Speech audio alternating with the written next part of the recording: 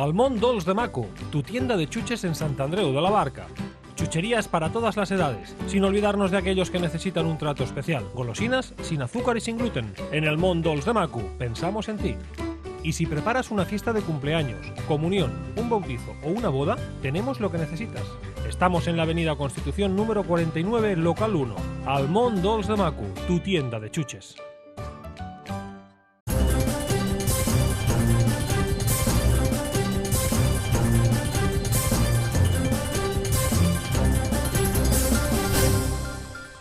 Sant Andreu de la Barca va presentar fa uns dies la campanya en contra dels excrements de gossos al carrer amb un eslògan molt clar: no dissimulis, si no la reculls, ets un porc.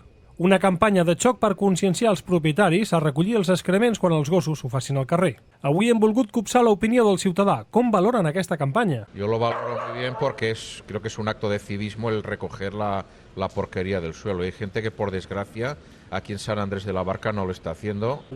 Perfecta.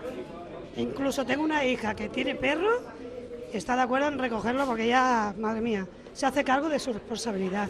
Y lo mejor es eso, ¿no? Pues me parece perfecto, porque no es la primera vez que vamos caminando y nos encontramos con alguna que tenemos que pisar. Doncs crec que és una bona iniciativa.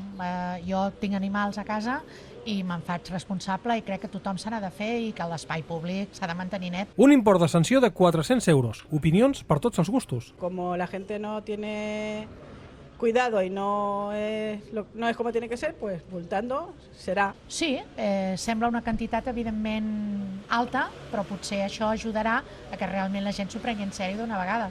No por la apelación al civismo, sino que hay gente que funciona por la apelación a que le pongan 400 euros de multa y le sirva de escarmiento para otra vez. Hombre, para mí es excesivo, pero que lo veo bien. Fins i tot hi ha qui dubta de la seva legalitat. No sé hasta qué punto es legal.